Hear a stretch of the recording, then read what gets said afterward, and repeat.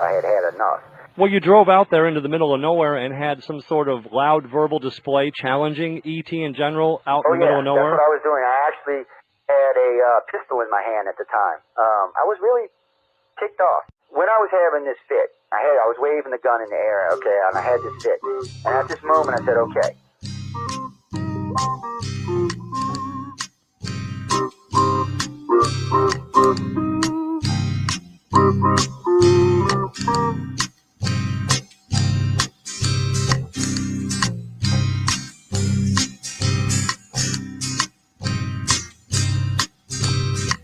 He was a Louisiana man named Montaldo.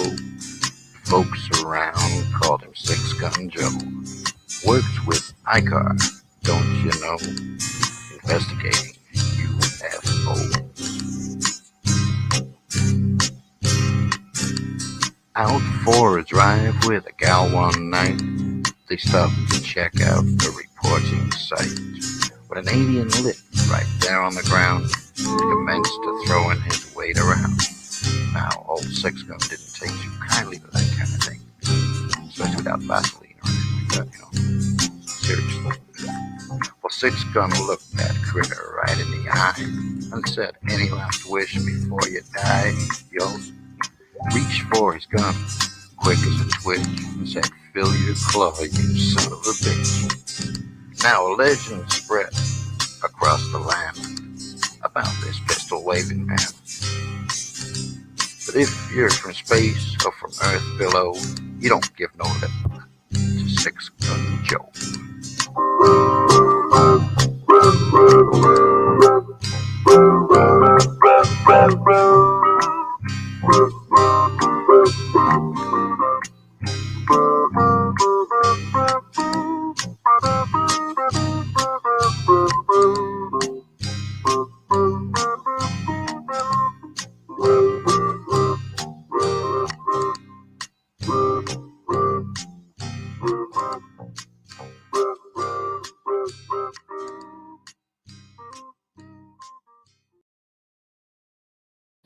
Okay, let's see. Welcome everyone to Authrs Quill. This has been a very weird day because I'm not sure why nothing wants to scroll or work or anything.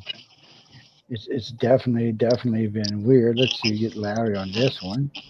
We'll wait till he comes back and sees what that's up. Ladies and gentlemen, welcome to the Authors Quill. I hope everyone's having a great evening. Oh, wait, I'm getting a little feedback from John. Hold on, let me put that on mute. It's just a little back feed. Hold on. Welcome everyone to the Authors Quill. I hope everyone's having a great evening, great morning, great afternoon, wherever you are on your big, beautiful blue planet.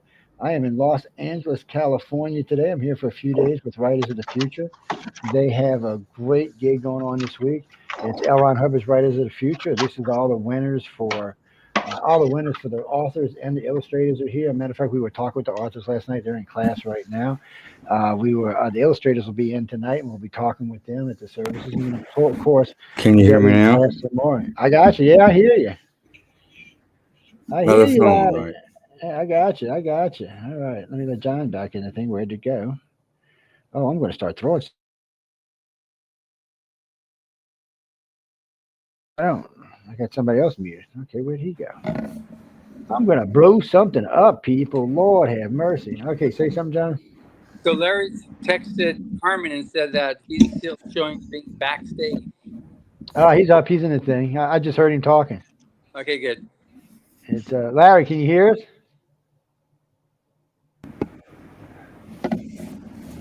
Okay. He's actually on stage with us twice. Watch.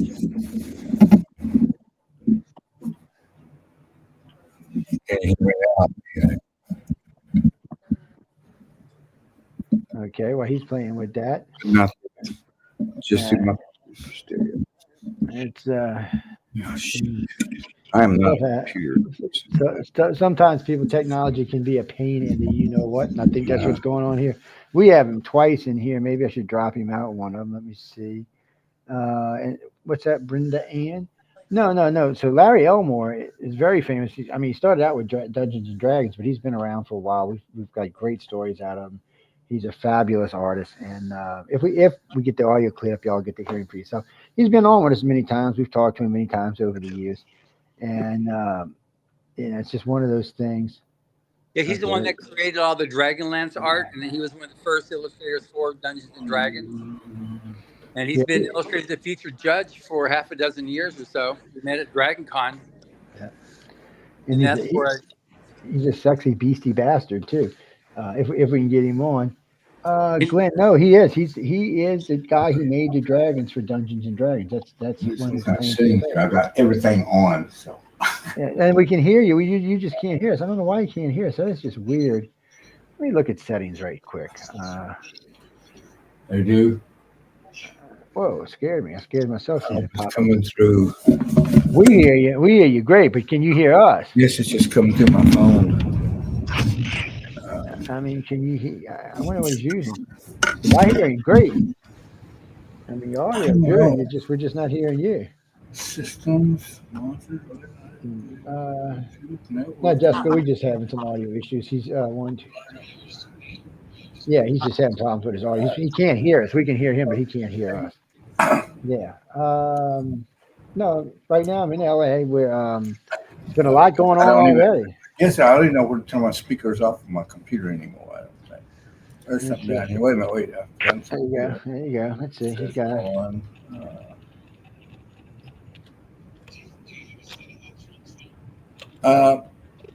Yeah, I'd have to find them. You're coming through my, well, I wear hearing aids, and you're coming through my hearing aids fine, but that's coming through my phone. Well, that was best for you. We want you to be comfortable. So, Headphones are long. I forgot where I put them. Denise Williams. Well, you know what? If we get him on, I'll let you get some questions. And we got Dean Wesley Smith coming on with us in a little while. And then we had another guest. we have Sean Williams also, who's in Japan. Yeah. He wrote, I wrote like I said, the story that I can based hear on you the through cover my art phone, this year. and it comes through to my hearing aids. No, Stephanie, no. That's one of the things. No, they're all judges for Writers of the Future. We're down here. I draw and paint. But the only program I know is Photoshop, to size stuff and everything. Other than that, I'm not a big computer guy. Computers are a pain in the ass. That's why. I just told Carmen I'm about to whip this one out the window and watch it crush after a 13-story fall. It's I don't know what's going on with them today. It's maybe they're sunspots. Yeah. John spots. That's what it is. Microphone. Can you hear me okay though? Okay, speaker. Yeah. So can you hear us now, Larry, with the speaker on? Okay. It says open biomixer sound settings. Let's see what's he need on Okay. settings. Let's go settings. Audio.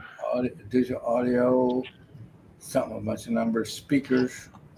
Hey. High definition. So since he can't hear us, I mean, we could probably walk him through the setup, but Yeah. Well, Carmen's on the phone, so. Time you talk and I talk. okay, let's see. This is mono volume off. I don't know what that is. Default mic. Okay. Still can't hear you. And then input We weren't talking. microphone. Hello. Okay, making sure the right mic's working. Yeah, we hear you fine. Can you hear me now? Anyway, so while we're doing this thing here, I don't know, is it obnoxious to try to talk with him doing all of this stuff too? Because we can mute him. Well, no, we can mute him. I'll just have to check on him every so often. It's let's just do this for a minute. And, Yeah. Okay. No, ladies and gentlemen, that's Larry Elmore. We're gonna bring him back in a minute. He's working on his audio right now, and you have to walk through the settings sometimes and find out where your earpieces are or how you're listening to it. I mean, I'm listening via this, but I was going to try listening to, but since it's on the sound is on my laptop, it would just carry back into itself and it gives all a headache is what it would do. No, but we are at L. Ron Hubbard's Writers of the Future. This is volume 41. Yeah. And I do have it somewhere. I think I have it. Let's see. I know I was reading it on airplane, so I know I got it. Let's see. Let's get that out the way. I think get out the way, thing. Here's Here we go. There you are. reception here, and this is Yeah, there's the John's cover. got it right there. And that's a beautiful floral display based upon the cover there. And This is what we have when everybody arrived last night. They walked in, and this is the. All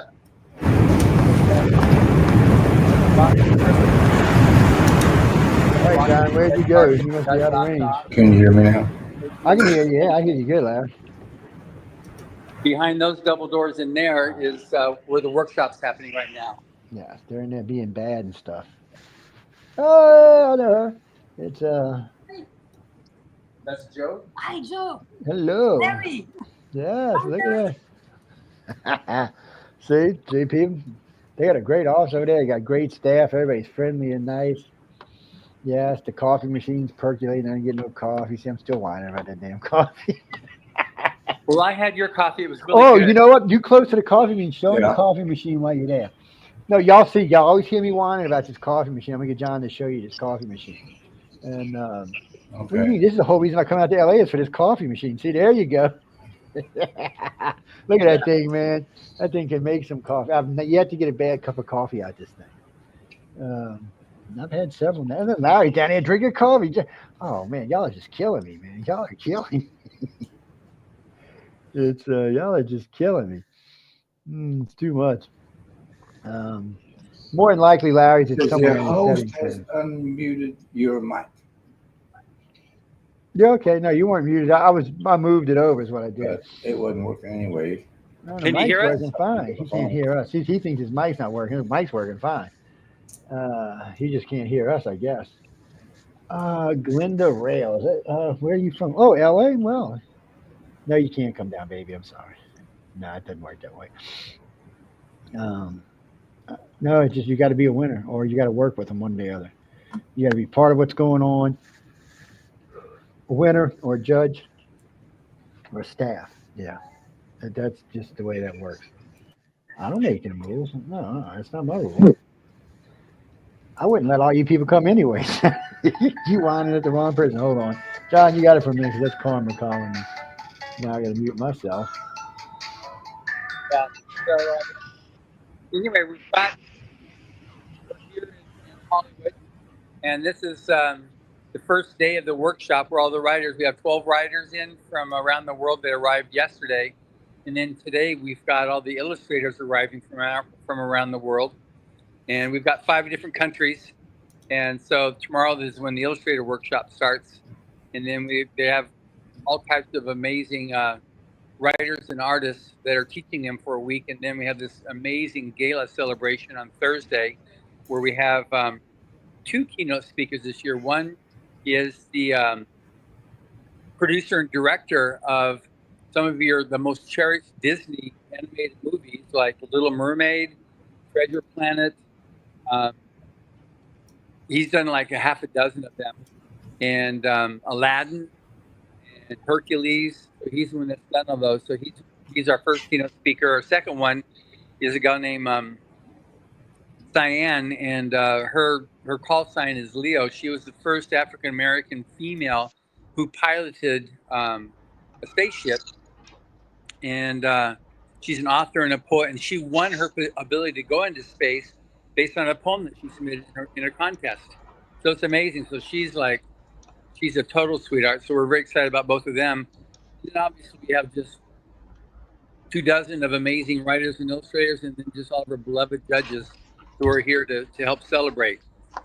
So anyway, and Larry isn't able to travel this year, but he's going to be doing a Zoom lecture for all the illustrator winners. And then so there we go. And that's the book that Joe's holding up right now. That's volume 41 that's going to be released this next Thursday night. And we highly recommend that you pre-order the book, which is available right now on Amazon or wherever you order your books. You can get Barnes & Noble or your favorite independent bookstore. You can pre-order it, and it releases officially releases on the 22nd of April. Oh, I'm not. I don't know what StreamYard is.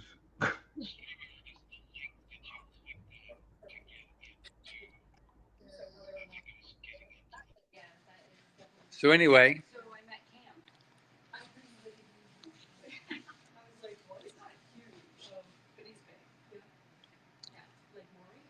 I don't hear you, Joe. You're muted.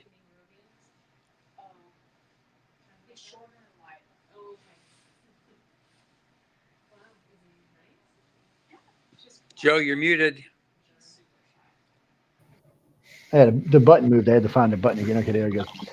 Sorry about that, ladies and gentlemen. So for all you people out there, the audiobook will be coming out too. You can get it. Yeah. For all my geeky friends who like the audiobook. I was saying, I've been wrapping up Mission Earth, and I'm not going to tell you when it changes, but the characters change in it.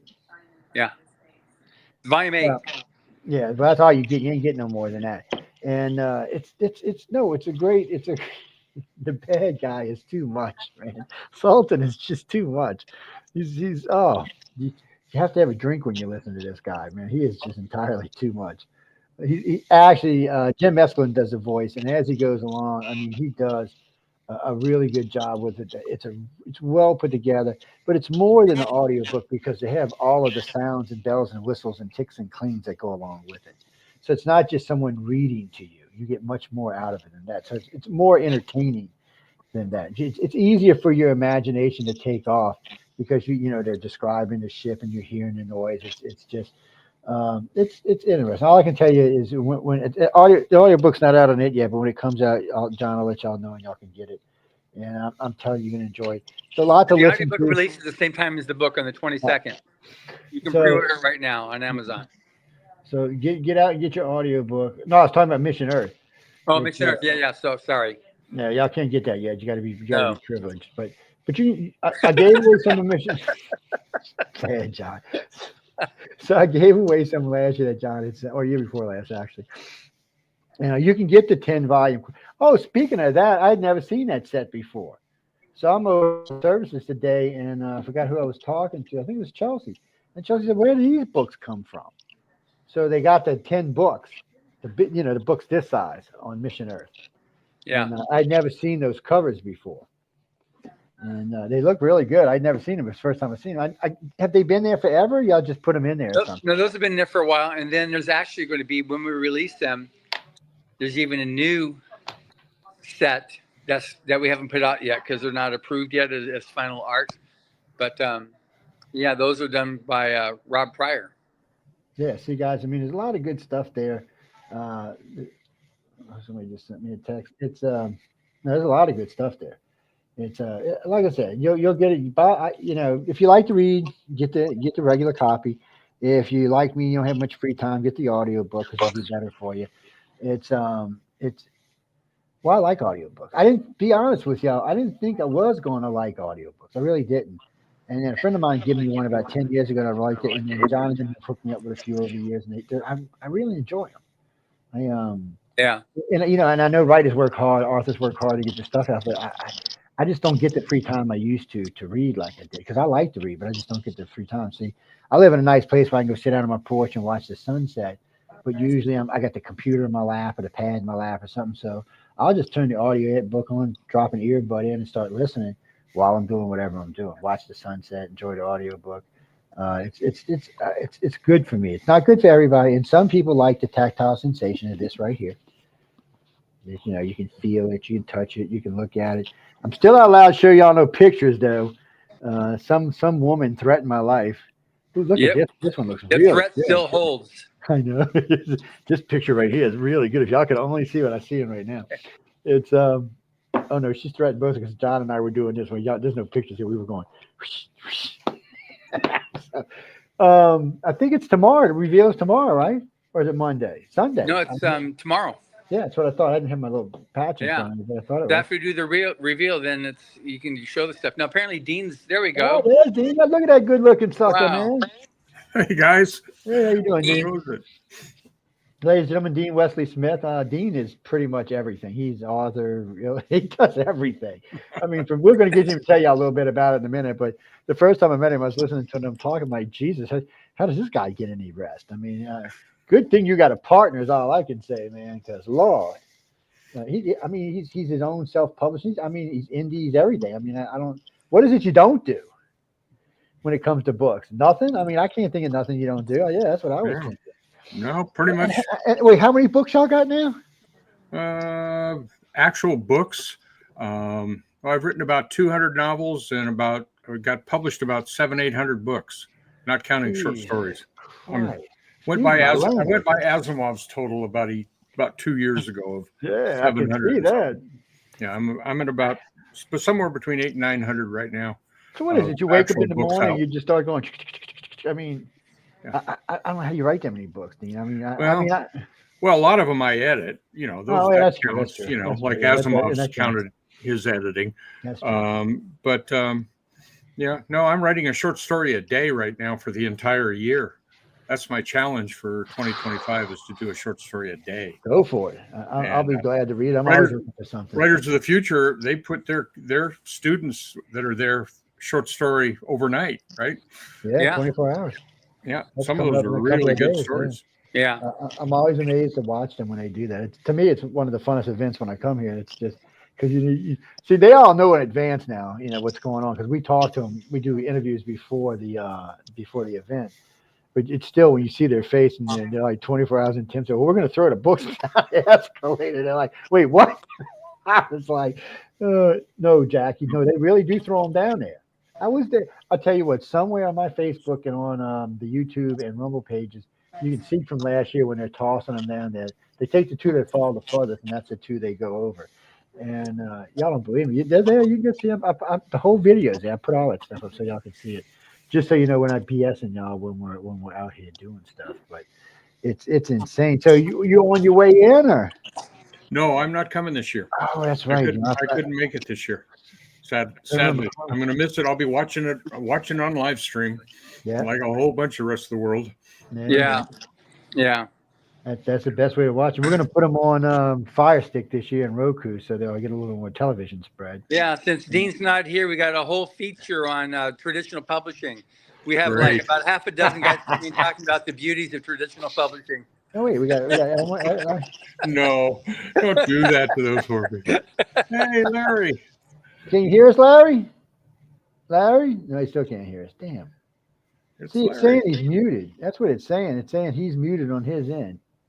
I can see the little cross across the mute. It's one of the he's in the StreamYard. Well, we'll let him play with it until we find it. I told Carm to text me when he gets it. One of my all-time favorite artists, right there. Oh, I love Larry. Jesus, man, and a great human being too. So he is probably one of the few people who can actually shut me up, man. I'm like, Lord. You mean John can't? No. John can talk. And he gets his time in. Don't get me wrong. He gets his time in. But Larry gets to start telling stories, and I'm befuddled. I'm just like, wow. I got to tell you something I'm doing right now that's really fun. That's one of the reasons I couldn't make it down is we got a big Kickstarter going. Oh. And, for one of my series is poker. I write a superhero series called Poker Boy.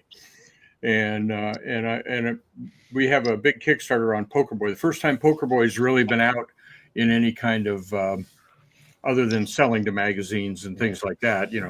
It's the first time we've done 4 big collections and got the origin novel and everything else out in this big Kickstarter.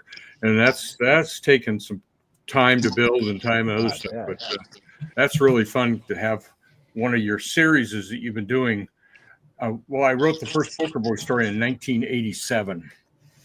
So, there's a lot of them. Yeah. What was the series that you wrote when you wrote the story for the Writers of the Future? It was in Sky Tate. Detectives? Yeah, that was in the Poker Boy universe, but it was one of superhero detectives in the Poker Boy universe. And I love writing that story. That was for Eggleton's. Yeah, Bob. Yeah, that was for that big robot. Yeah, that was super fun for that cover. I had a blast writing that story. But that's in the Poker Boy universe. Poker Boy is sort of the solid center, and then all these other, offshoots like Sky Tate is a superhero detective, and I just have way too much fun. Hey, as long as you enjoy doing it, that's all that matters. Dave had to tame me down a little bit. There was a little too much. Risque. I forgot that Sky Tate was very risque. Let's put it the nice way. And Dave Wolverton had to write me back and say, Dean, can you take a little of that out? Just a little bit. Forgot. Sorry.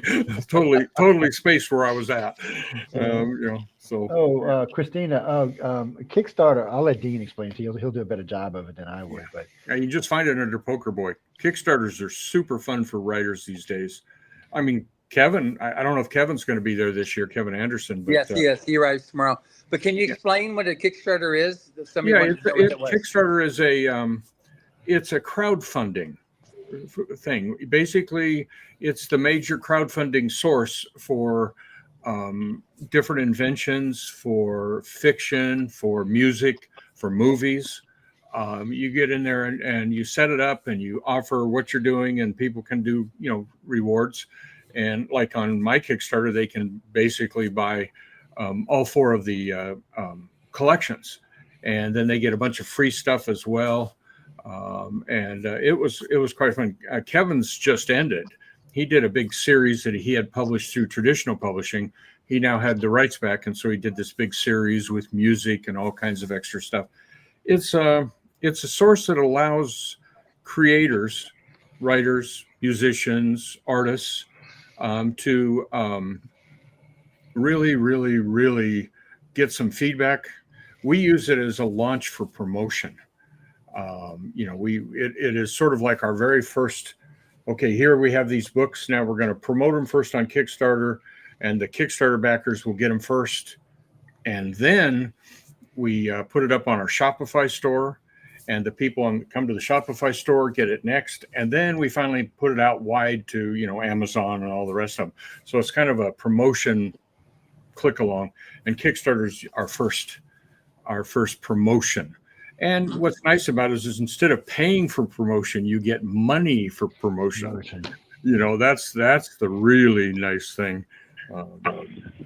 You get money for doing promotion. It's kind of like selling a story to Writers of the Future or a major magazine or something. It's great promotion for the writer, and the writer gets money. And so it's sort of the modern new world now of indie publishing is you make money by promoting, and that's the stuff. And so it's really a good time. I love Kickstarters. Sounds like it's a great program. This is my 50th Kickstarter. Damn. This one right now. That's why I'm really excited about it. We made it Poker Boy, and this is the 50th one I've done. All of them have been successful. Do you do 7 a year? Is that what it is? Do what? You do 7 a year? We're going to do 10 this year. Wow. That's speaker to pop speaker. Yeah, we're going to do 10. And they'll be small and some of them will be big. This says echo cancellation, reduce mic. Sorry, guys. Let me dropping back out of there. Stereo audio. I was just checking to see if you could hear us yet. Yeah. It's Kickstarter. I mean, everybody I've heard talk about them is great. No, Gina, there's some rule about whatever you set, you got to make. We do it for our magazine too. It's our subscription drive for Pulp House magazine that I edit. We do. It's a monthly magazine. It's about 70,000 words a month, which means we do about twice as many stories as Asimov's or Analog or all of them because they're bi-monthly. We're monthly, we pay professional rates. Well, not John's professional rates. We pay 6 cents a word so people can sell me stories and still get into Writers of the Future. We use a Kickstarter for our subscription drive. Now, we also have a website, of course, and sell subscriptions all year long and that sort of stuff. And in all the other Kickstarters, you can also buy subscriptions to Pulp House. But we have one big subscription drive that is a Kickstarter every year. So we use Kickstarter for all kinds of stuff because it's, I've been doing it. I did my first Kickstarter in 2012. Kickstarter started in 2010 and we did our first one in 2012. Well, I know it's becoming popular. I hear a lot of people starting to use it.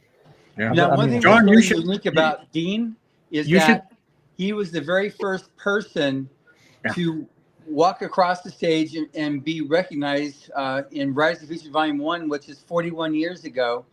And since that, I think is kind of appropriate, too. That it just talks about that and how it helped kickstart a career that has spanned over 4 decades now. Yep. Yeah, absolutely. I can't believe it's been 41 years. I know, that's crazy. Heaven. That's mind-boggling. Walking across that stage, Algis Budrus, which was the coordinating judge at that point. He wanted someone fairly young and the stage at that point, unlike the stage now, which you'll see if you watch the live stream or can get lucky and attend. The stage is quite big and beautiful and spectacular. It's like it's like the Academy Award type of stage. But back then it was a raised platform about a foot high. And AJ AJ was deathly afraid that a woman in a long dress or something would trip going up that stage. And so he said, well, you're a finalist, you're not an actual winner. And so you can go first. We'll start that tradition of the finalists going first. And I think you can make it up the stage without tripping. And I did, which was good. But it was in Chasen's, the very famous restaurant Chasen's, and it was incredible. Kind of awe-inspiring for a young writer. Yeah. There was another also there went too. to that workshop in Taos, New Mexico. Yeah, that was AJ finally put that together about 3 years later. Yeah. Yeah. He invited what he considered 12 of the best young writers in the country to come, and it wasn't like Chris, my wife, Christine Catherine Rush. That's where I met Chris. She hadn't won in Writers of the Future. She had pro'd out by selling too many novels, but she was young. I was young. Nina Creaky Hoffman was invited. She couldn't make it. She's a judge now. Karen Joy Fowler was invited. I think, is Karen a judge now? She is not. She is not, yeah, but she was one. But then there were a lot. AJ picked 12, what he considered the hottest up-and-coming young writers. And then he had 4 instructors, himself, Algis Budrus, Grandmaster Fred Pohl, who was a judge until he passed, Gene Wolfe, Grandmaster Gene Wolfe, and Fred He was a judge, too, for a short while. Yeah. And so he picked those 4 people, and the 12 of us got to come in for a week in Taos, New Mexico, and sit at the feet of these gods, which we all considered them gods at the time. and it was a learning experience, amazing. And that's where the Writers of the Future workshop started. Is at AJ, we called ourselves the lab rats. They were experimenting on us, and that was our nickname for ourselves, was the lab rats. And then the next year, it started with Writers of the Future. They did the same thing. AJ used L. Ron Hubbard's techniques from his books and other stuff like that are still being used, in my memory serves. That's correct. Yeah. And it was an amazing learning experience. I mean, it changed all of our lives. All 12 of us that were there. It changed us all. Yeah, because you had that one essay, Fast Production Writer, which some of the writers was kind of like amazed at his high production rate, because he was writing 100,000 words a month, writing 3 hours a day, 3 days a week. And I know you've talked about how at the get-go you're trying to emulate and do that. Kevin Anderson was trying to do that as well. And he didn't consider himself like particularly fast. It's just like, if you wanted to eat, you had to write. And 100,000 a month, a lot of words. He followed Heinlein's rules, even though Heinlein hadn't come up with his rules yet. Heinlein came up by watching people like Hubbard and some of the other great pulp writers of their time, how they did it. And Heinlein's rules were you had to write, you had to finish what you write, you didn't rewrite it, and you put it out on the market. And that's Heinlein's first 4 rules of his 5 rules.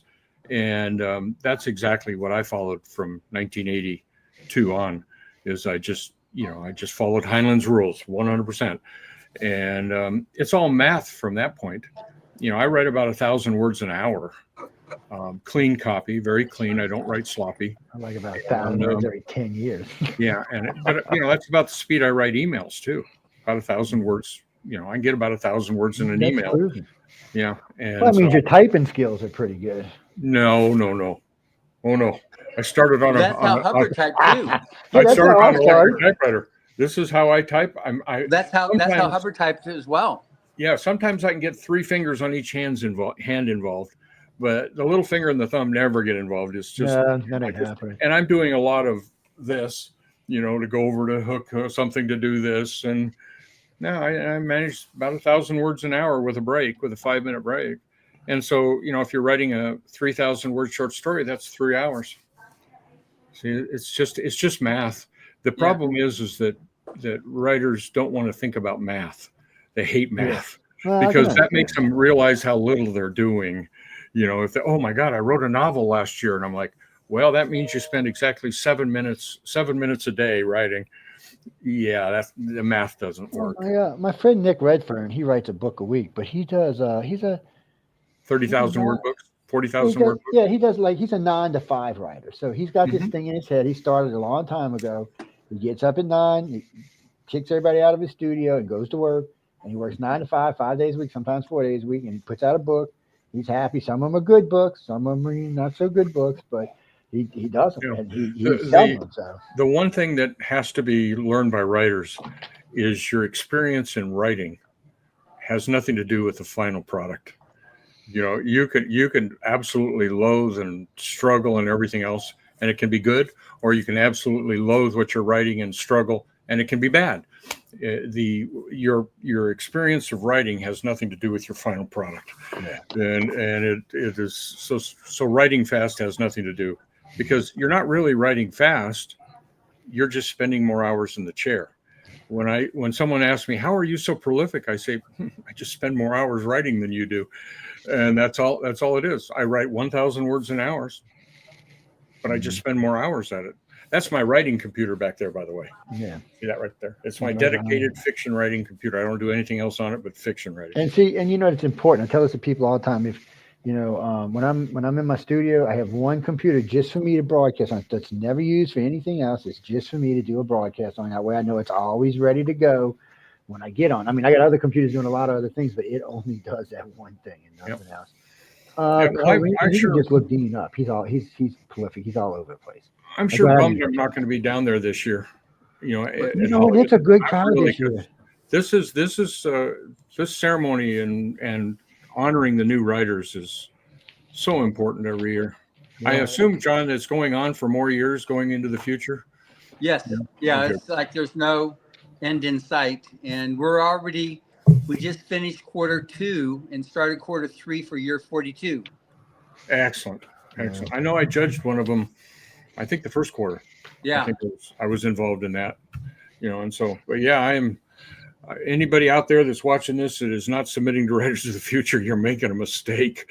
You need to be submitting every quarter to Writers of the Future. Even if you just get rejected or, honorable mentions, you need to be getting in there, because you never know what story you're going to write.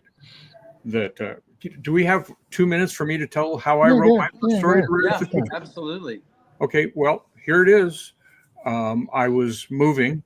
My wife at the time, we'd been separated. We were coming back together. I had an apartment in Portland. She was there helping me pack up, and we were moving to the coast, Oregon coast. This is before Chris and before Writers of the Future, of course. And she said, didn't AJ have this contest started? We were talking as we were packing up the kitchen, and I said, oh, yeah, I forgot about that. And she said, well, when's the deadline? And I said, today. It has to be postmarked today. And she goes, well, are you sending him something? I'm like, because we both knew AJ because he'd come through town because I'd been at Clarion. And AJ had been one of my instructors. I'll just buttress AJ. And I said, no, I don't really have anything. And she said, well, go write something. And I'm like, you realize we're mostly done packing up my apartment here. And she says, well, pull out your electric typewriter and put it on a box and sit on the bed and write him a story and get it, and we'll mail it on the way out of town. And I'm like, okay, and so I sat on the bed for about 2.5 hours, banging on this, electric typewriter, one draft and manuscript, put it in an envelope, self-addressed, envelope, and sent it off to AJ. And that was the story that's in the book. And to this day, I'm still really proud of that story. It's called One Last Dance. It still stands up. And I'm really proud of that story. So that's my story of how I was the first one across the Writers of the Future stage. is because I spent 2.5 hours sitting on a bed banging on an electric typewriter. Hey, that's what it takes. One draft, boom. So, Dean, how many people do you think use electronic dictation to do their books nowadays? I'm just curious because I hear some people, but I don't really hear that many. I think you'd know way better than I would. So No, very few. that's what It creates a different process. It's a trained thing. If you train yourself to do it, then you can do it. Kevin Anderson has trained himself to do it. A couple others have trained themselves, but the training is a year or two long before you can actually make it into. And then it adds another step in. You have to translate. You have to type it in, and so there's always another step in there. That, as far as I'm concerned, and most professional writers are concerned, we just don't need that extra step. I tried it. My coon-ass accent, it's like it comes up with all kind of words I've never heard of and stuff. It takes you a lot longer to do. Yeah, It's just a lot longer process. So that's why I was asking. God, I hope the Writers of the Future goes well this year, guys. You know, Yeah. really, and don't forget to stop by and look at Poker Boy. It's only going to be up for about 4 more days. So if you want to see what I'm writing, and some of my brands and some of my different stuff that I'm doing, just go to Poker Boy on Kickstarter, and we'll do it, or my website, deanwesleysmith.com. Good. Get it from there. Yeah. So I got to run, guys. Thank you very much, Dean. It was great seeing you. Yeah, again. John, Sorry we're going to miss you here in LA, but there's always next year. Yeah, and you're looking very rested, considering you're starting right into this right now. I guess you won't be rested at the end, is where I definitely won't be rested yet, and I'm sitting in a very nice, comfortable couch here, so this is good. Okay. Hey, Joe, thank you for the invite on this. Oh no, Dean, anytime. You know, I like talking to you, man. You're great. Yeah. It's, Great. Thanks You a lot, guys- Dean. you You're one guys of Say the take hello to care. authors I Chris. know that actually knows what the hell they're talking about. Say hello to Chris, please. Let's Will see, do. Will do. Okay. All right. Bye-bye. Bye. All right, so It's up we to got you, Sean Joe. You coming. gotta I'll kick send me him- I'll out of send him here. an invite in a few seconds. You should be able to Oh, just you click a need to button. go. I'll put you the out. X, the red X. There we go. You gotcha? Okay. If not, let me Yeah. know. Is Sean It's, here yet? So Sean should be coming. I sent him the link. I think Carmen's just letting him know that he's got it. And so he ought to be joining us in a second. Ladies and gentlemen, I said this 100 times. Denise, I know you're in LA, but you still can't come. What do you mean, why am I dressed like a preacher? It's a tie. Look, sorry. Okay, Father it's a Joe. tie. Oh, man, Father I know. Joe. I got the. Yeah, I know that's not going to work. I got the thing leaning back. Actually, John's over at Authors Service. That's where he's at right now. That's you can see. I can tell just from the crown movement where he is. Yes, It's, this this is place is beautiful inside. This is the lounge. So these are all photos that were taken by L. Ron Hubbard. He was a consummate photographer. And one thing that's interesting too, right here, these photos that you see, and for those that you can't see or just listening, this is the Great Wall of China. When Hubbard took this, it was in 1928. He was 17 years old, and he was on a train, and he stopped the train and got out and climbed up a bluff and took the shot. Up to this point, the United States had never seen more than just a couple turns in the Great Wall, and this has 7 different turns in the Great Wall of China. It was published in the National Geographic. They bought several of the photos and published it. He was 17 years old when he sold it to National Geographic, but it was amazing. And then right here, this is the Forbidden City, and this was still when it was the Forbidden City. It's no longer that, but that's at the point where foreigners were not allowed in there. So he was able to get in there as a special guest. So it was it's amazing how he was so he loved the Orient. He did a lot of his research and studies there, which went on to help him with his later works that led to Scientology. But it also gave him a lot of the material he used for his fiction. He wrote some amazing fiction stories And about the Orient and okay, about. there that is. But I still. Oh, here we got Larry again. Hopefully we have I him. was just saying if you could hear us. Larry, can you hear us, I don't baby? think I'm really in it though. I'm there, but they can't hear me. No, we can't. We can hear you, but you can't hear us. Text Carmen and tell him that we can hear him, but he can't hear us. And I will bring Sean up. And there is Mr. Sean Williams right there. How you doing? I'm excellent. And yourself? Let me ask you, because I got friends who spell your name that way, and some of them say Sean, and some pronounce it differently. I don't know. I went to school with a guy whose mother pronounced it scene. Yeah, that's one of my friends that drives me crazy. Yeah, it drives me crazy too. She was the headmaster of the school, so that was the default pronunciation of the school, which did not make me happy at all. I can imagine it didn't. Because most of my friends who spell like they're Sean. So. John, don't you start. I'll start calling you, I don't know, Joan or something. Yeah, call me Joan, yes. Jumping Johnny Flash or something like that because he stays so busy. We'll find a good nick for him. Oh man! So how you doing? Tell the audience a little bit about yourself. Let them know who you are, where you're from. Just to see Sean. This is where we are. This is Sean Williams. We're on the show there. This is Jody. And hello. Hey, Sean. Nice to see you. He's there in Japan. Fantastic to see you both. Good to see you. It's been too long. Yes. I love it over there. Yeah, it's beautiful. It's been a while since I've been. I loved it though. Oh yeah. So this is you're familiar with the art that you wrote the story. This is the flower arrangements that were created for the event. This is the ship, and then the flowers there, and then the ropes and stuff like that. So we got these all over the place. And then this is where you could have been had you been here this year. So maybe next year. I like how you said that, where you could have been. That's right. I know. I don't know, Don. I hate to say, I think I'd rather be in Japan, my friend. John, perhaps we could have arranged a cardboard cutout of me that you could have propped up in various places. Yeah, cardboard cutout, yes. Or an inflatable, Sean. Put a little speaker in there and let him go. It's I was in the Navy the first time I went to Japan, and then I loved it so much. Just before I got married, I went again. And then after I got married, I went again. And then I have been since. It's been about 10 years, maybe 12 years since I've been. But the thing I found about Japan is it changes a lot. 10 years is a long time. I mean, for Japan, United States is not all that much. We're slower to change, but they seem to be. Every time I go there, it's, I remember one day I was over there and I looked up and there was these street wires. I mean, these electric wires everywhere. I'm like, what the hell? Because, we would have never allowed that in the States. And then when I came back the next time, they were gone. I was like, what? You guys are underground now. I was like, oh. Oh, no, it's still everywhere over here, all over Tokyo. Oh, they got them all over here. It's crazy. Yeah, I guess, when you're an old nation like that, it's harder to integrate stuff. Like Europe has the same problems. United States not quite as old, but we're like what 4,000 years younger. I know 3,000, whatever it may be. So what got you into all of this? I mean, one day you were just sitting there and decided I got talent. I'm just curious. Like the TV show, I got talent. Yeah, that's John. Yeah, I just decided I'd better do something with it.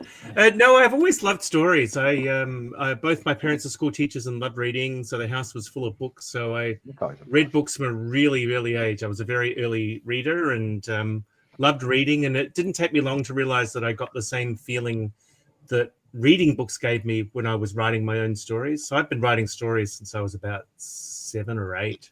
They weren't very good when I was 7 or 8, but I really had the bug then. And in high school, I wrote novels. And at some point in my 20s, I decided I was going to give it a red hot go. I was going to give myself 10 years to publish a novel. Otherwise, I had to go back and do an economics degree and become an accountant or something like that. Okay, that would have been a boring job, man. Oh, my gosh.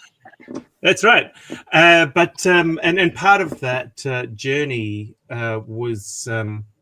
was deciding to write lots of short stories, and my sister sent me an invite that an ad that she'd seen in the paper for this contest that she'd heard of, and she said, "Hey, you should enter this," and I thought, okay, well, this is a deadline. Every 3 months, I'll enter the Writers of the Future contest, and you never know, maybe I'll win. And the first time I entered, I didn't win, didn't place. Second time I entered, didn't win, didn't place. But that routine, that dream of maybe winning the contest. Kind of kept me going. So I kept writing stories. 7th time I entered, I was shortlisted, was an honorary mention. I've got my poster somewhere. And then the 10th and last time I was allowed to enter, I actually won a 3rd prize. So that routine of having to submit stories every I had to have something good enough for the Writers of the Future every 3 months, and that kind of kept me going while I was sending stuff elsewhere and beginning to work on novels. This kind of was the backbone of my early training. Had to meet a deadline, had to fit certain guidelines, had to be good enough, and practice. And then you went a trip to America. That's right, where I met some people I'm still friends with, like Kevin Anderson and Tim Powers and you, John. Yes. After all these years. For all these years, yes. And then Tim's getting the Lifetime Achievement Award this year, and Kevin arrives Tuesday. Tim's here right now. He's teaching the workshop with Jody Lynn Nye. And we had our meet and greet last night, and then this morning at 9 o'clock the workshop started, and it's going on now. And then tomorrow's when the illustrators the illustrator workshop starts tomorrow. They're all arriving today. And we got winners this year from 5 countries. Last year we had winners from 8 countries. So it's just amazing, that we've got, we have thousands of entries every quarter right now, entries from over 175 countries. So it's definitely grown. And then this show gets almost 3 million listeners, and the podcast gets over 2 million listeners now. So it just keeps on getting bigger and bigger and bigger. I tell you, it was a lot easier to win back in the day. The competition's pretty tough now. Yeah, it's definitely tough competition, but I'm just always amazed with the stories are always, even though it's 41 volumes, I'm just always amazed, like, how'd they think that? It's just, they're not new tropes necessarily. Sometimes, like when the AI came about, that developed a new thing, but whatever the stories are, they're not necessarily new tropes, but just the new take on it, and the creativity and just the originality is just amazing to me. That's it, isn't it? Everybody can write the same trope, but everybody will do it differently in their own way, their own unique way. I mean, the story you wrote for the cover is like, geez, where did that come from? And how do you think that? How do you think that? Just like, and you actually had the story ready for an excuse to write it. Half of it, anyway. I just needed the beautiful art to complete the journey. It was a real privilege and honor to be invited to write the story related to the cover. I was absolutely thrilled. It's always a thrill being in one of these volumes with the other winners and the other judges, and it's a very exciting return. Hey, hi, John. Hello, how are you? Good. How are you? Good. You two never change. What's your secret? Well, my secret is her. Oh. Yeah, that's a good answer, John. That's well done. Embarrassing live on air. So good to see you. Good to see you too. I hope the week goes well. Story very soon. I hope you like it. Well, I read it already, but we'll read it. And it was fantastic. And the audiobook is really good too. The audio version of it as well. Oh yes, I can't wait to hear that. Yeah, we'll get that shortly. We'll get it sent to you. Just got approved. I just finished approving it yesterday, so it'll be. We'll get the link sent to you so you can listen to it and hear. I don't even know if some authors don't. Once it's published, they're done with it. They don't read it anymore. So you might be one of those. No, I'll read it. I always read it when they come out. Okay. It's always a thrill. See it with fresh eyes. Yeah, and we're getting a book signed by everybody for you, so that'll be sent to you once we're done signing. Yes. Thank you very much. That's a very special thing. Thanks, John. Yes, you're very welcome. Okay, so Joe, I'm gonna need to go because I got to do the other thing I was talking about.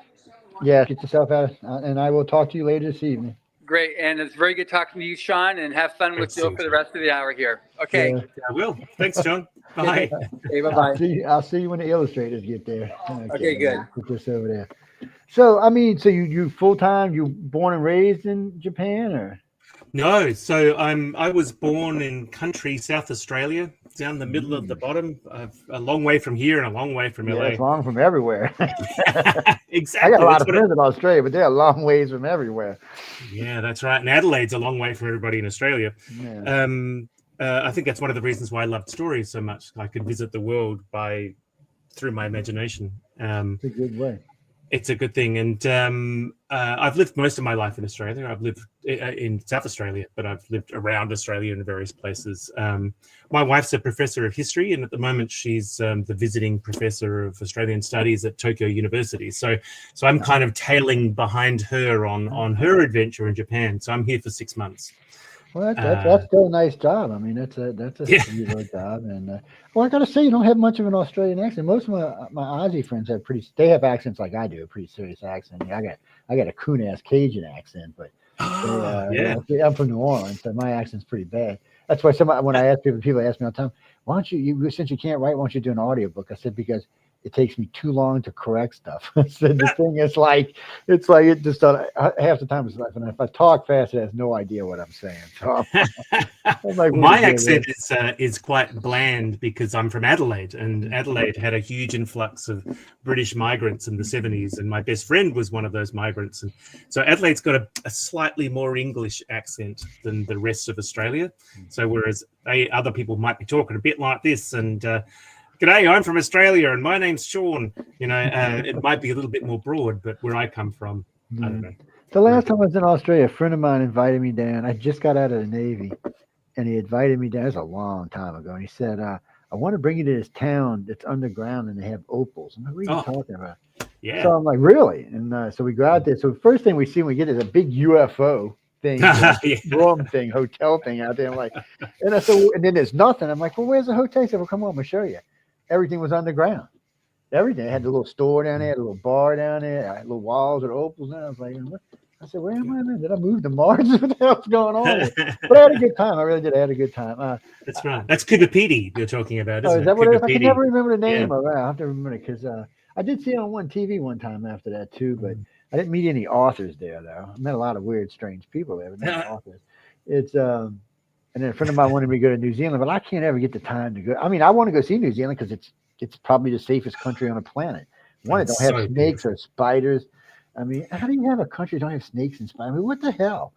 Well, New Zealand on one side of the world, and almost directly opposite New Zealand on the other side of the world is Ireland, which doesn't have snakes or spiders. I didn't know that. I have to remember that. That's interesting that they just don't have them. It's especially with all the, with all the stuff going between everybody now, shipping all over the place.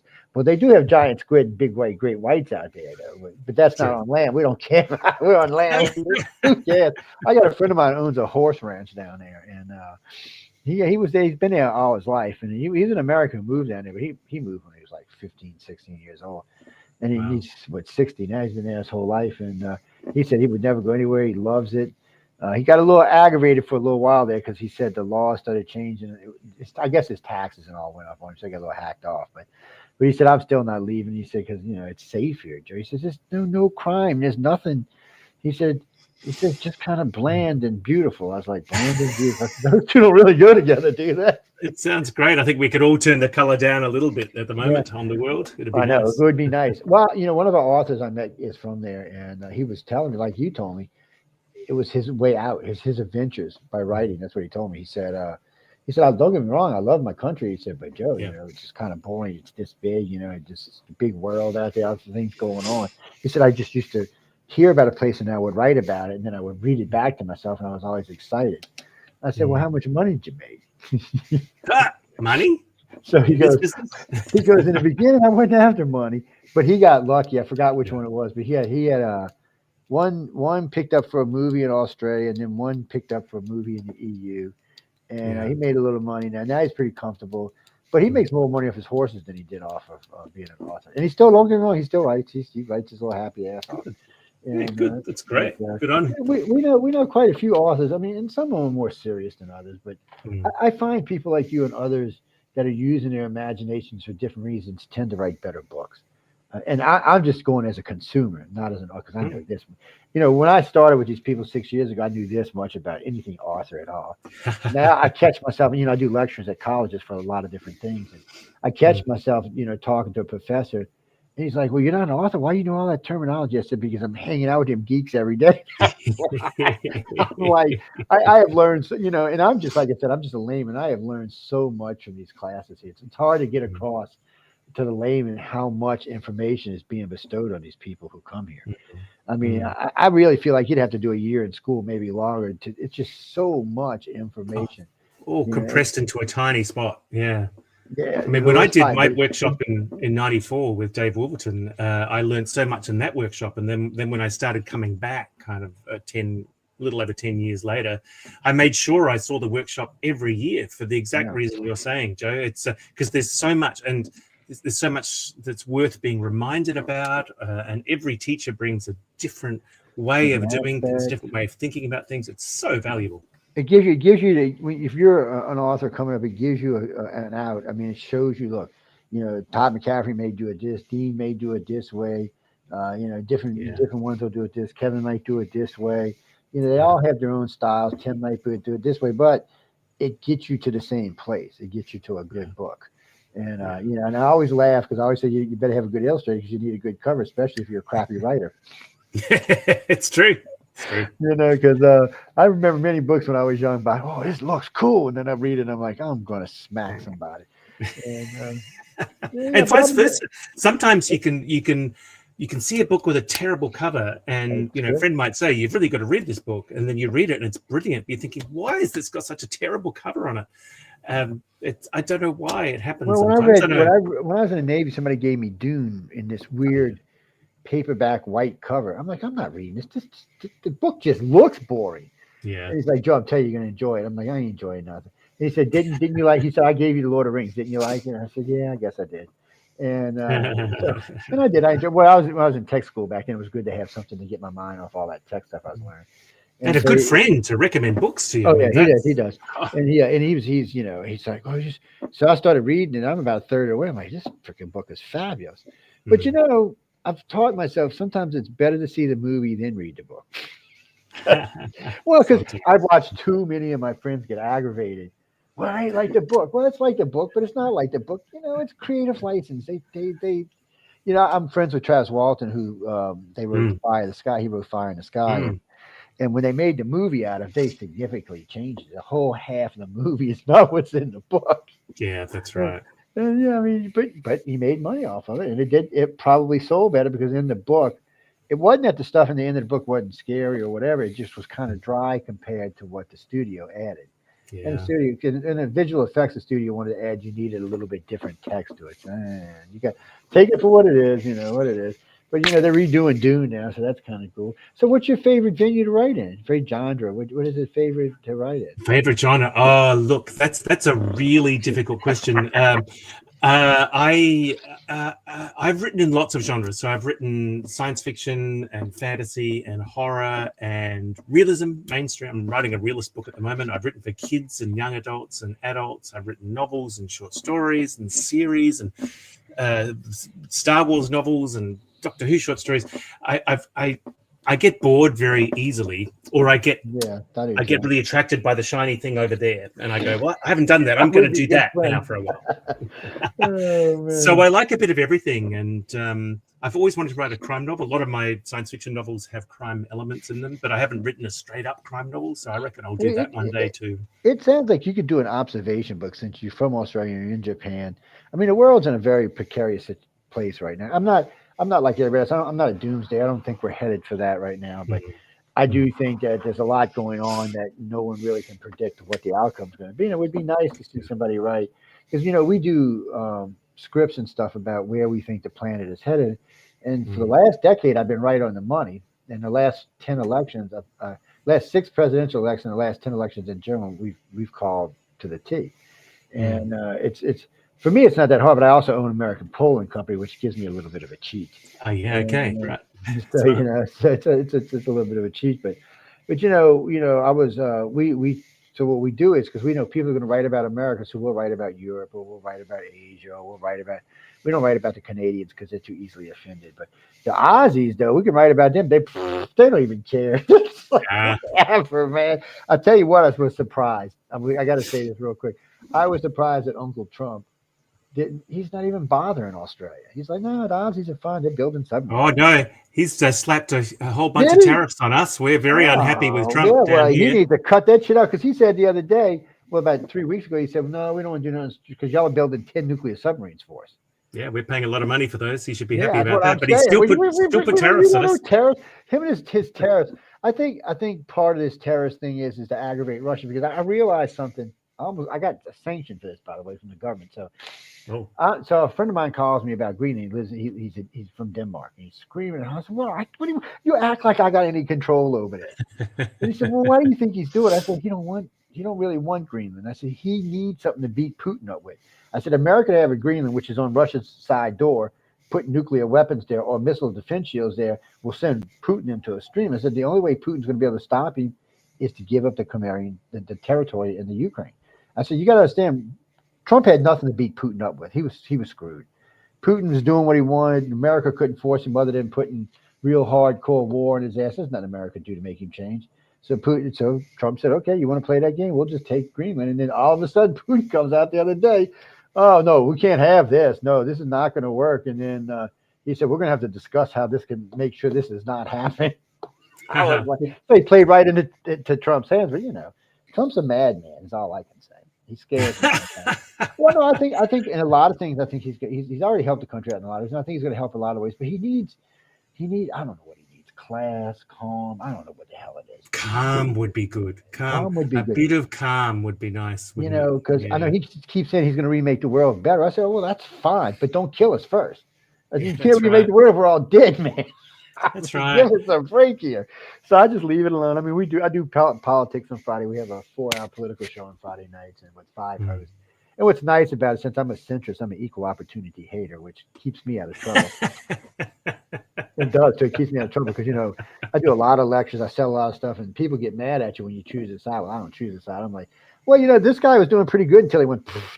And I said, this is so it's like Harris. I had so much fun with Harris. It was too much. Harris and Biden were too much. But yeah, I was surprised when you told me that, because he was just saying the other day he loves Australia. They're doing the right thing. They're not screwing us over. I was like, okay, that's good. I got a lot of friends in Aussie. Please don't screw over. Yeah. The Europeans, I'm not so much with the Europeans. They kind of got some shit coming to them, but Australia, New Zealand, most of the not the Europeans, but the UE. Europeans not so much, but the UE. I listened to one of their prime ministers today. She went off on the whole EU. She's like, well, she said, wait a minute. She goes, did anybody ever repay America for World War II? Did you even say thank you? Did you even say thank you that they have 500,000 troops over here that are supporting 4 different countries? And what happens if they take them all out and we just become cannon fodder for Russia and China? She said, you better start thinking about that. And I'm like, see, I don't think about things like that. I just think I have friends over there. Stop picking them all up. And I got a lot of friends. And we have big audiences in Europe. Europe, Asia, the whole Asian continent, we have big audience. In Europe, we have big audiences. Freaking England is outrageous how many people we have. Australia, we have a big audience. We're on some kind of, I guess it's like a dish network. It's somebody picked us up over there. We get about 55,000 viewers and listeners at any given time. And I always call them Aussie Cast, but that's not their actual name. I'd have to look it up to see. They're good people. They take good care of us. They feature us in a lot of places, and they enjoy what we're doing. So it's really nice. It's good. New Zealand, we're on one server in New Zealand. It's probably not more than 500, maybe 1,000 people listening. There may be a little bit more, but I doubt much more than that. China, probably 2 or 3 million. England, several 100,000 listen to us in England. But in England, it's funny because we're like coast to coast in England. They're early morning shows. So we're running from like 9 p.m. till 5 a.m. for them, or 6 a.m. So these are the people who are awake doing whatever they're not supposed to be doing at 5 o'clock in the morning, listening to us. But we've seen them. What is it? 3 authors this year from Britain? 2 or 3 we got in that's this year. good. Yeah. So since I came with them, yeah. Well, we have my station is a huge international audience. We have more international listeners than we have American listeners, and ever since we got here, I've noticed they have 7, 8, sometimes 9 people coming from overseas, which is really nice to see. The Ukrainian guy was a little high strung, but he was okay, but he was kind of nervous. I guess when your country's being destroyed, it makes you a little, antsy, scanty. That's a natural response. Yeah. I think it is. And so New Zealand's the only one that's going to come out of this unscathed. Oh man, come on, we're going to have to do something about that. Well, I wonder if it's because all the billionaires have got little bolt holes in New Zealand. Oh, you know what? That might be true. I hate that's quite possible because it's interesting down there. Their last prime minister I wasn't a big fan of, but That's because she went off on a rampage one day. I was like, Chick, what are you saying? I said, you sound like an Aussie, not meaning what she was saying, but the way she was speaking. You couldn't understand what she was saying. She was talking so fast. Right. I was like, girl, let go of that accent. I don't know where that came from, man. China or somewhere? Give us a break. And we have Japan. We have a huge audience in Japan. We've always had a good audience there, and we have good listeners there. We get good feedback from there, which is what I like. Oh, that's good. And Japanese have no problem calling or writing to you or calling in and saying, hey, you know what? That sucked. Well, hey, that was really, really, really good. Two of them the other night came into one of the, actually, the News on the Flip Side show. I was telling her how much they enjoy it. She said, you just tell it how it is. She said, nobody else does that. I said, because I like the truth. I said, I give you the truth and you make up your mind what you want. I'm not going to tell you what you should believe in. That's your job. All I can tell you is what I personally think. I said, we'll give you the article for what the article is, the simple truth. And then maybe in the second hour, we might give you some opinions, but we're not telling you what you should believe in. You should do your damn homework. That's my favorite thing. Do your homework. Learn what's really going on. Don't just go watch MSNBC or CNN or CBC. God. I feel for the Canadians. If you ever watch CBC, you'll feel for the Canadians. Well, one of the things I love about science fiction is that, I agree with you. It's very important to get the facts and get a really diverse array of people's interpretations. But science fiction kind of really helps you get a larger view of things, an overview of history and people and countries and times. And I think that perspective, when you've read a lot of it, like Dune, Dune is such an amazing political saga that, is set in the year 50,000 AD or something, whatever it is. Yeah, I've forgotten exactly. But it still has relevance to now, the way the politics and the people play out. And it kind of helps you, well, it helps me anyway. One of the reasons why I loved science fiction when I was young and still do today, helps me see my world in a way from the outside. And I find that perspective really, really helpful. Yeah, I found that with that. And then John gave me Mission Earth to listen to because he knows I don't have much time for reading. So, which is 10 books. It's a 10-book set, but I got it on the audiobook. And I've been listening to it. And it's amazing how much of that stuff is you're listening to and you're thinking about today. So much of it and a lot of it's satire, but still a lot of it is just and sometimes you'll see a little bit of it come out of Doctor Who, even though Doctor's got a little woke lately, but it's and I don't hate. Everybody's got their right to like or believe whatever they want, and if it sells, it sells. And the people always tell me like, "Well, Joe Woke's wrong." I said, "Don't worry about it." And they're like, "Why?" I said, "Because if it doesn't sell, it's going to go away." Yeah. It's like, what do you mean? I said, "Look what happened to Disney Snow White." I said, "If it doesn't sell, it'll go away. You don't have to worry about it." I said, "In our world, if it doesn't make money, it's adios amigos." I said, "Y'all getting all upset about something that I knew from day one wasn't going to last." And, because fads come, countries change, views change. We're too dogmatic now. And that's another. And sci-fi also offers me an escape from that. But then I like stuff like Babylon 5, which shows us how we make. Because Babylon 5 is a near now sci-fi, but it has a kind of politics in it that you would expect us to be when we get into space. Because we're going to probably bring a lot of this with us when we go to space. We may be a united country, a united world then, but we're still going to have a lot of this politics with us. So it'll be interesting to watch. I always wanted to write a Babylon 5 novel and came really close. That was a universe, an IP that I really, really liked. Babylon 5, Battlestar Galactica, would have loved to have done either of those. It's and then oh God, the new Battlestar came out. So a friend of mine's like, "Oh my God, it's horrible." I said, "Okay, look." I said, I'm gonna tell you what you do with this." I said, "Don't necessarily look at it as Galactica, just look at it as sci-fi." I said, "If you look," same thing with Star Trek Discovery. I said, "If you look at it as sci-fi, it's good. If you try to do it according to genre, it's going to suck." I said, because the old Battlestar, had Starbuck, who was a womanizer and all sorts of other stuff. The new one's got the female Starbuck, who's just an asshole. Oh, excuse my French. And, but she was a good character. Great character. You can't take in, and I understand there was too much drama in it. There has to be one thing I've learned about any really good sci-fi. There has to be some comic relief in it. It's like whistling in the dark when you know about something's about to explode around you. It's just there has to be a little bit. So I think in that aspect, Galactica might have went a little bit overboard in the amount of drama he put in it, but it still was a good series. There was nothing wrong with it. It was well written. It was well acted.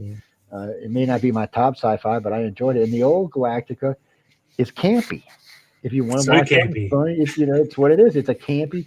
It's what it is. I mean, take it for what it is. I tell people all the time, "Oh, but it's so much better." I said, "No, it's campy. It's entirely different." I said, "I know it's galactic, but it's not really the same thing."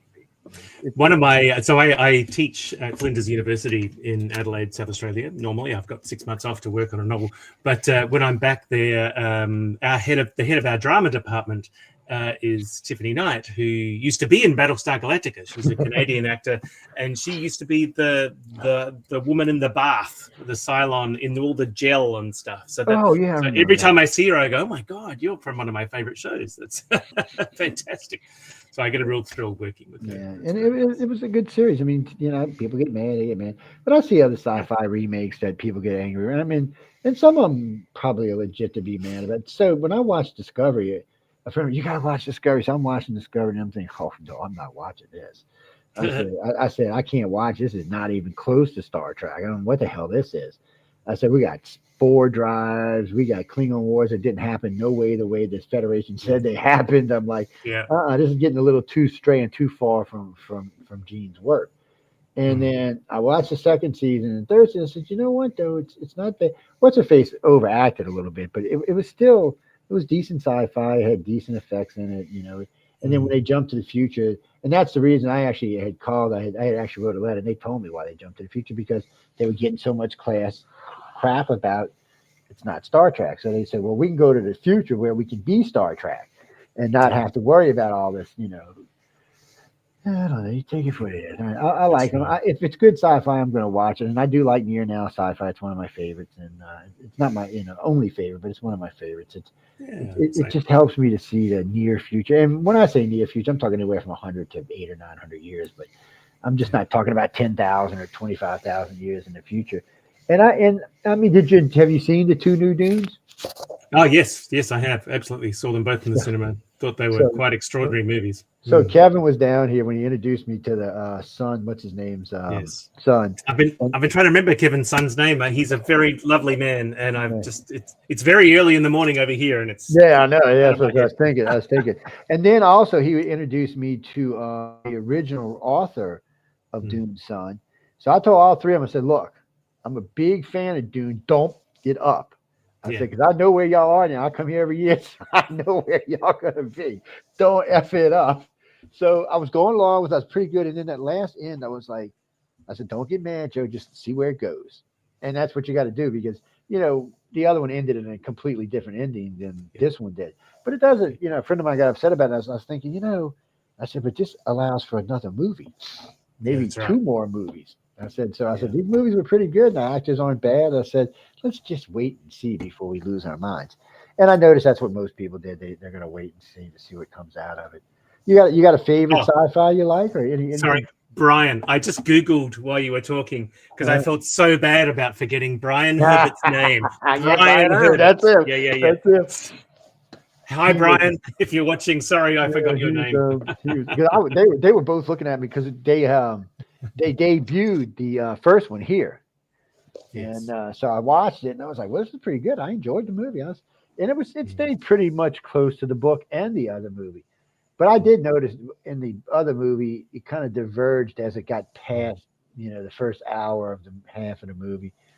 Pete, the movie was close to 3 hours, the original one. You got to remember Patrick Stewart was in it. As I go out into the desert as an ass. I still love that line. That's right. He still had his hair back then, I think. Yeah, he had a little bit. Yeah, more than he did in Star Trek. That was for sure. What was weird about the original Dune? How many of those actors, really turned out to be something?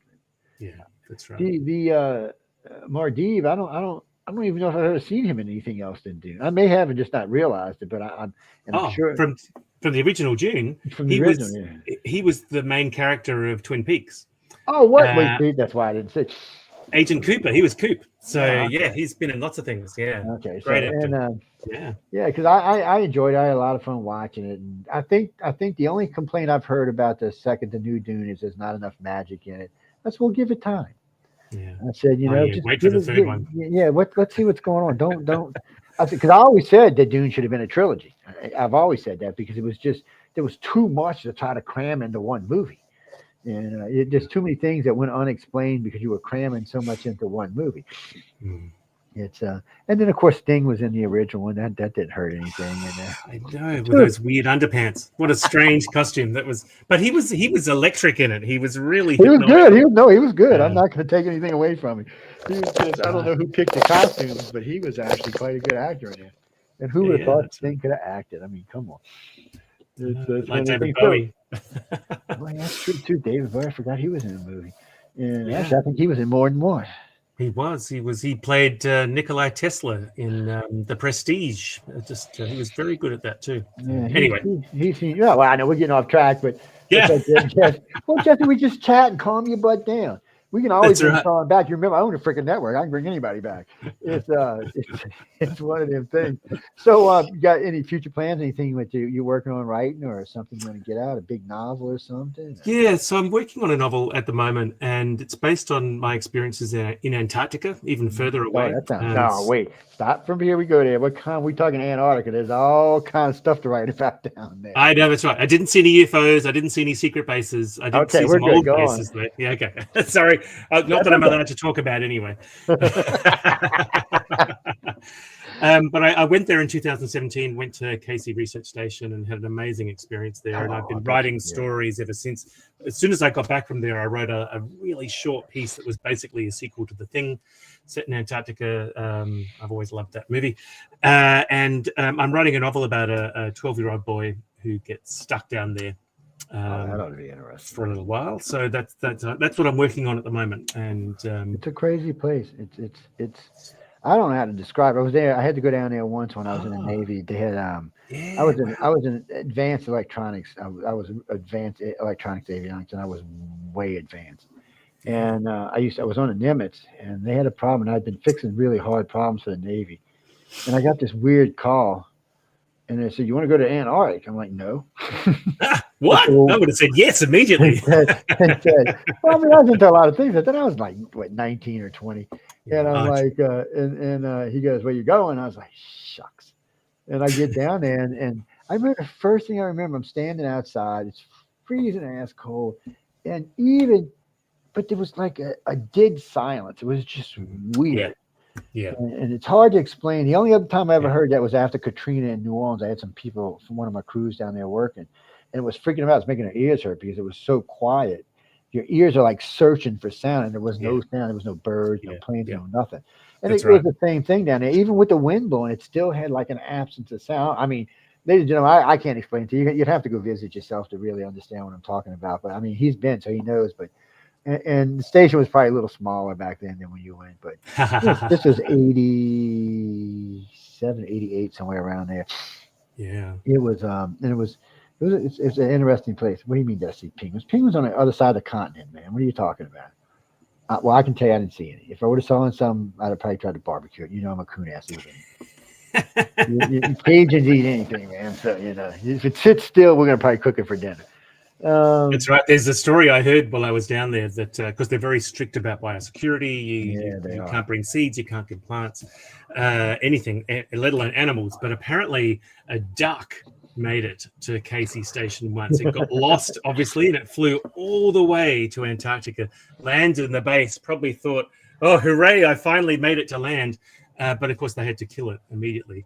And otherwise it would infect the whatever. But the rumor is that they cooked it and ate it. So hey, look, they probably had no. Yeah, but they might have. I mean, the food down there was less than thrilling. Hey, CL, how you doing, sweetie? I mean, let's be honest, the food there was not that great. Well, matter of fact, when I was that's there, changed. I was going to say, I was there. Down there. You see, that's usually how it is. So I noticed in the Navy, anytime you get a crazy assignment, like you're doing sub duty or real dangerous carrier duty, stuff like that, they always feed you really good. It's like a thing to help you relax. Well, when I was down there, we were eating MREs, and I was like, "Oh no." I said, if I wanted to eat MREs, I just stayed, went somewhere else in the Navy. So, but I was only there for a few days, and they were so happy. I fixed all the electronics and came back, and the guy's like, "If you ever want to come back." I was like, "Yeah, maybe when I'm an old man, I'll come back and visit y'all again." The people there were really nice. I mean, they went out of their way to be nice. They didn't have to be, and most of them had already been there 8 or 9 months. I know they've kind of changed the limitations on how long you can stay now, but 18 months max, I think. But write a book about that, it's got to be an interesting thing. And Well, no, yeah, there's stories from Bird, whoever just posted that to my chat. Yeah, there's a Bird swears he found a underground civilization there. Mm, mm. Yeah, I haven't seen it, so I don't know. No, that's right. I've been doing a bit of research on this. So I've been speaking to a station manager who I met while I was down there. She's currently on Macquarie Island. So it's been amazing doing chats. I mean, when you think about the future and how futuristic our life is now, here we are chatting from opposite sides of the world, Yep. and it felt even stranger talking to somebody in the subantarctic from Tokyo, as if we were in rooms next door to each other. It was it's been so fantastic. But we went to the old American base, the old American Australian base, Wilkes base, which felt fantastically apocalyptic. Like no one lives there anymore. It's during winter, it's all covered in ice, but over summer, the ice melts down, so you can see the old light bulbs and the old jars of food. It's like people just left it and left everything there. But that's a good thing for scientists to think about, because we have these abandoned cities in South America and places we found, and everything was left behind. Maybe they should think maybe it was just time for them to move, and they don't want to take everything. It might not have been a big disaster. Yeah, it might not have been a big disaster. We keep finding these cities and sunken cities around the planet. Like now, we've pushed back how old man is by at least 10,000 years. For it was 6,000 years. Oh, Sumerians, but thanks to the tsunami, we know there's two sunken cities off the coast of India that are 15,000 years old, 12,500 BC, 15,000 years old. And that's almost 10,000 years old, and they said we were. And these weren't some little caveman cities. These were cities. They had aqueducts and running for the stuff for the bathrooms. They had all kind of buildings. And they said each one had about a population of about 250,000. That's not some caveman or some bronze man out there. It's a little more advanced than that. It's almost Atlantean, isn't it? It brings that to mind for sure. It does happen. Yeah. The world is stranger and more interesting than we can imagine, and I think that's something else that science fiction really brings me. I mean, we look out into space, we imagine empires, and we write them, but really it's a reflection of everything that's here on Earth and everything that's happening now, which we'll never completely understand or completely know.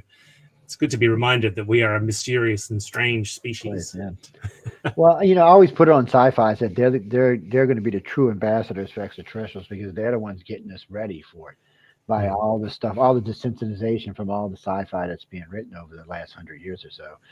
There's a lot of it, and slowly, but today there's aliens on your keychains, there's aliens on your chip bags, there's aliens on your hamburger bag. They're everywhere. So it's we're kind of being desensitized, and I think sci-fi helps do that. And sooner or later we'll find life. It might not be in our lifetime, it might. You never know. But I'm not. All I can say for sure is I know there's something out there. Why it would be interested in our little lonely sad butts, I'm not sure, but.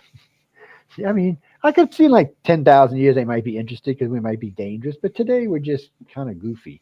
We're not going into deep space. We might get to Mars in the next 20 years, but we're not going into deep space. We might make good pets, but we're pretty hard to domesticate. Yes, we are.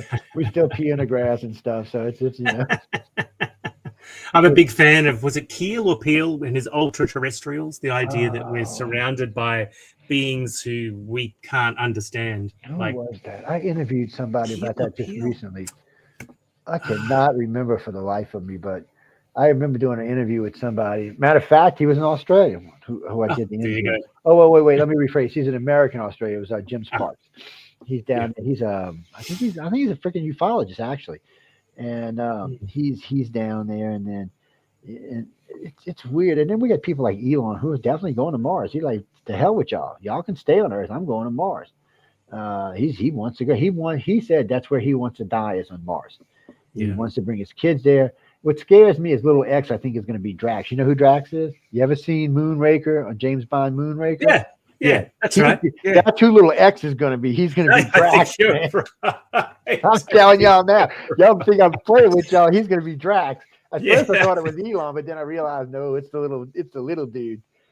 One day Earth is going to get lasered off into the existence, and he's going to come back and recolonize with the 5 million Martians he has. It's if they survive. And his kids want to go. They want to go to Mars. Well, if they build inside Olympus Mons, then the chances of survival increase greatly. If you just start building habitats out in the middle of nowhere. That's risky business. I mean, there's meteorites and micrometeorites, but yet all the rovers have survived. Yeah. The helicopter only died because it got dirty. And it still cracks me up. I remember what was it, the first rover? It's riding around and they got dirt on the panel, and it wouldn't run anymore. Yeah. And then 2 days later, it's like, wow, it's working. It's completely clean. It's like shiny clean. I'm like, did somebody walk up here with some Windex and clean this thing off? I guess they said it was a dirt devil that did. I don't know what it was, but it was completely clean, and it was an operation. It's like, what was it? Voyager went dead, and all of a sudden it came back alive.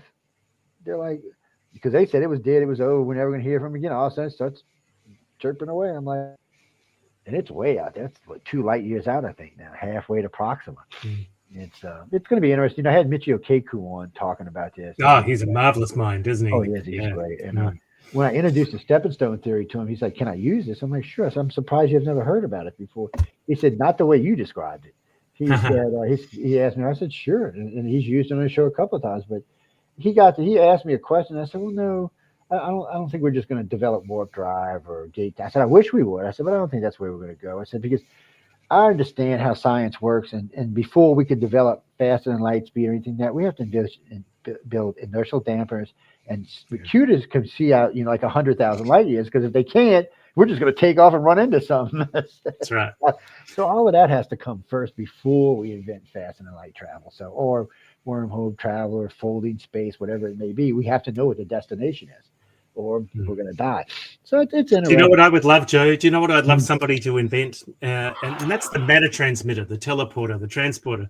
I want someone to invent that. I love that trope so much. I have a PhD in it. I'm the world expert in that trope in literature, and I want someone to invent it so I don't have to get on planes anymore. Well, actually, the Brits invented the first teleporter, and it teleported matter 1.5 kilometers the first time, just a little piece of matter about like this. It's probably even smaller than that.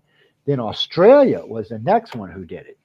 I think they were working with the Brits, to be honest with you. But and then I heard something else about they took a little block of matter, and it's just matter they're using. They'll make like a cell or something. This one was about this big. Wow, I heard about this. I want to try it. Oh yeah, they transported it from Brit to somewhere like 1,500 miles. And it came out fine. There's nowhere ready to transport us or even food yet. But I would bet in a decade they'll have it to where at least we can transport. We won't need trucks anymore. These self-driving cars. We just won't need it. We'll just be able to ship the food off. And then once we know it's safe for food and animal food, we'll start trying animals. And once we know, what's coming next, like on Enterprise. Will be next. Can't wait. Can't wait. Elon should invest in that. He won't need his rockets anymore. I know. That would be so nice. It's because I tell people all the time, it'd be nice because a friend the other day, she's cooking and she's showing me. I said, "Man, send me some of that." Well, teleporter here, Joe. If I had one, I'd send you some. I was like, "Damn!" But somebody needs to invent smell-o-vision. Try everybody crazy. That would make it for good commercials, man. Smell-o-vision. Yes. Gene, no, I like sci-fi. Sean likes sci-fi. Sci-fi offers things that nothing else really does. I mean, it's a genre that there's so much tangled into. And remember, when we talk about fantasy, there is fantasy sci. So I mean, fantasy also encumbers a lot of things.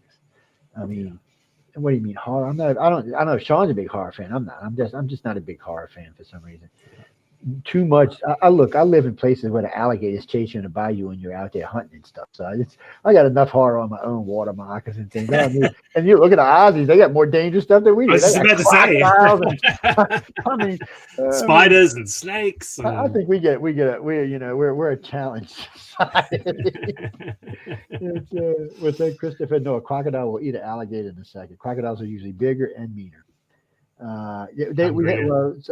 Florida has salty crocs, but salties are dangerous crocodiles. They are really dangerous. And then in Australia get so freaking big. I've seen they were out there. They showed these two people swimming, and I'm looking at these people. I'm thinking, oh, they're gonna die. All of a sudden, this great white comes out of nowhere, bites the alligator. So I said, "Oh, the alligator's dead." He just turns around, and takes a chunk out of it. It was insane looking. I was like, I'm not moving to Australia. Never mind. No, I'm not a fan of getting in the water. There's too Yeah, many things I that can can see kill you. that, man. Oh man, it's dangerous in the water down there. What do you mean a sci? What are you talking about? A sci-fi about crocodiles? Oh, you mean becoming? Oh, you mean evolved crocodiles? Okay, I didn't know what you were talking about. Huh. That would be interesting. Maybe that's what the reptilians are, evolved crocodiles. You know, there's a book in the Sumerian text that talks about beings that came to this planet and built these two great white dome cities because they couldn't breathe the atmosphere on this planet. And they created a race like themselves to go out and do things. But that race was omnipotent like the first race and said, you know what? No, we're not going to do that. And they started the seven creations of man. Being the last creation was us, but not the species that here, the species that's here today. It was just almost, they weren't really, they could do things like procreate, plow the fields. They weren't really self-aware like we are. And then in that thing, the Sumerians talk about these reptilians that came down, took their women, raped their women, brought them back, and they were pregnant. They had children. Mm. Those children were much different than the original. So when I first heard it, I started thinking, oh, they must look like crocodiles. No, they were different. People don't forget that every human on this planet has a reptilian section in their brain, and it's what makes us who we are. Without it, we'd just be a bunch of wusses walking around. So the story is interesting because it fits into our society, and it's just strange. And then there's the thing. I did a study. Here's a weird one for you. You could put this in a book. About 2 decades ago, I did a study. People were telling me about alien abductions and all this stuff, and I said, well, maybe some kind of correlation. So we put all these things out and had people fill out all these applications in. Somewhere along the line, one of my directors said, why don't we ask their blood types? Come to find out, people who say they've been taken, 65% of them are Rh negative. That's interesting. Yes, and green-eyed or blue-eyed. Huh. And since most of the world leaders and half or more of the actors are blue or green-eyed, there's some kind of weird correlation there. Also, Rh negative is the people born with Rh negative are different than the people. They don't share the gene with the rhesus monkey like the Rh positives does. It's a little bit different. And according to the U.S. Navy and the U.S. Air Force, because they test for psychic ability, they're more psychic than positives are, which I found very interesting. But why would Mother Nature create it? I mean, it was created around 40 or 50,000 years ago. It kills babies. Matter of fact, thanks to the Aussies, we can have kids now. So someone in Australia invented what they call the antidenogen D gene or V gene. So most people don't realize in the United States, until about 25 years ago, 30 years ago, you had to get a blood type to get married because Rh positive and Rh negative wasn't compatible. You might have a stillborn child, so you had to have a blood test. And then somebody invented a gene so you could just get a shot and still have them. So I couldn't see why Mother Nature would create something that would kill babies and slow down the population. So that was kind of weird. Now we found out that this particular thing back then was 1%. Now it's almost 18%. It's growing. What's that? It's going to breed the positives out. This is just weird stuff, and it's all true. None of it's sci-fi. None of it's fake. It's all real science. I had 3 of the best hematologists in the world work on it. One was from Australia, one was from the EU, and one was from America. And I never told them this had anything to do with extraterrestrial studies. I said I was just curious about something I had found, and they got into it deep. Something else I found that most people don't know, South America and Central America is 98% O. It's unheard of.